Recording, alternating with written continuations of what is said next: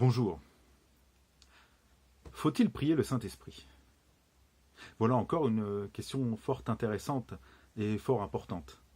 Mais pas importante pour savoir s'il faut prier le Saint-Esprit, par le Saint-Esprit, ou s'il y a une forme spécifique.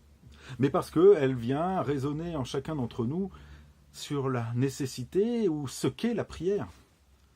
Et de savoir ce qui est souvent le souci que nous avons au fond de nous-mêmes, de savoir est-ce que nous prions justement ? Y a-t-il une forme plus efficace que l'autre? Est-ce que si je m'adresse à l'Esprit, Dieu va m'entendre? Est-ce que si je m'adresse au Père, l'Esprit m'entendra? Qu'est-ce qui se passe lorsque je prie? Et j'aimerais vous dire tout simplement que Dieu est Dieu. Et donc ce n'est pas la forme de ma prière qui importe. Si la forme est importante, c'est pour moi, c'est pas pour Dieu. C'est parce que pour moi, elle va résonner. Elle va résonner dans ma culture, elle va résonner dans ma sensibilité, elle va résonner dans mes entrailles. Parce que l'essence même de la prière, c'est se dire à Dieu. C'est pouvoir apporter à Dieu ce que je suis, tel que je suis. Non pas tel que je voudrais que les autres me voient. Et donc la prière, ce n'est pas dire à Dieu ce que nous pensons que Dieu aimerait entendre de notre part. Dieu n'entend pas ce que nous voudrions qu'il entende. Il entend ce que nous sommes. Il entend la profondeur de notre être. Il entend notre cri. Alors nous pouvons avoir de belles formulations, de belles formes en disant « Oh, merci Seigneur pour ta grâce et ta bienveillance pour nous ». Si au fond de nous-mêmes, c'est l'inquiétude qui nous porte, notre Dieu entend notre inquiétude.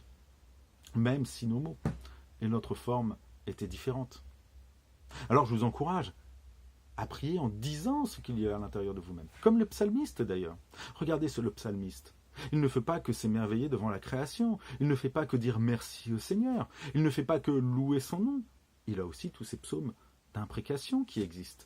Vous savez, ces psaumes dans lesquels tout à coup le psalmiste demande à Dieu de mettre fin à la vie de ses ennemis, de les écraser sous son marchepied, qu'il grince des dents, de les rayer du livre de vie, et j'en passe, et d'autres.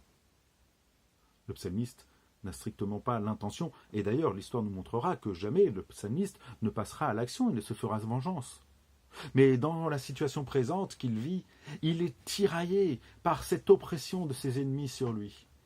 Et ce qu'il ressent au fond de lui-même, c'est cette violence. Alors cette violence, il la porte à Dieu. Il la donne à Dieu dans ses mots, dans son ressenti, sans mettre de tabou, sans culpabilité, et sans fausse gêne, car c'est là où est son cœur, c'est là où il est en ce moment. Et que le meilleur moyen de pouvoir avancer dans ce que nous sommes n'est pas de chercher à ressembler ou à être ce que nous ne sommes pas ou ce que nous devrions être, mais c'est déjà nous poser là où nous sommes aujourd'hui, le déposer, nous décharger de cela dans les mains de Dieu.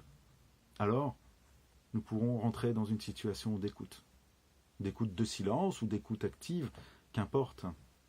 Et donc la question de la forme et de l'adresse de nos prières, même si je comprends qu'elles soient importantes, même si je sais que théologiquement parlant, vous en aurez qui vous diront on ne peut prier que le Père, d'autres qui vous diront on prie le Père par le Fils et en esprit, d'autres vous diront on prie le Père au nom du Fils, par l'Esprit, et je vous en passe, et d'autres.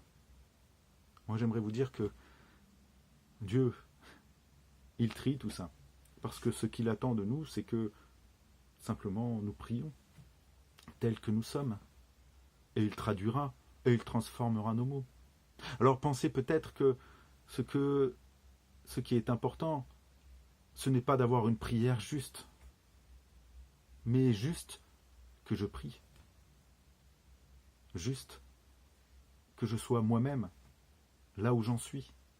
Que ce soit en me retrouvant dans la prière lue par quelqu'un d'autre, dans une prière qui a été écrite par les pères de l'Église, ou même par quelqu'un qui est à côté, que ce soit dans le silence de mon cœur, ou que ce soit par la prière que je dis, que je vocalise, ou même par l'expression de l'ensemble de mon corps qui s'adresse à Dieu.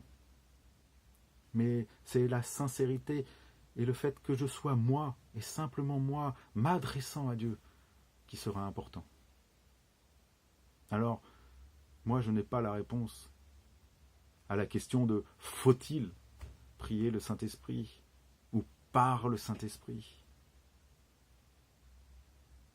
mais juste, je prie tel que je suis, à celui qui me reconnaît et qui me voit tel que je suis.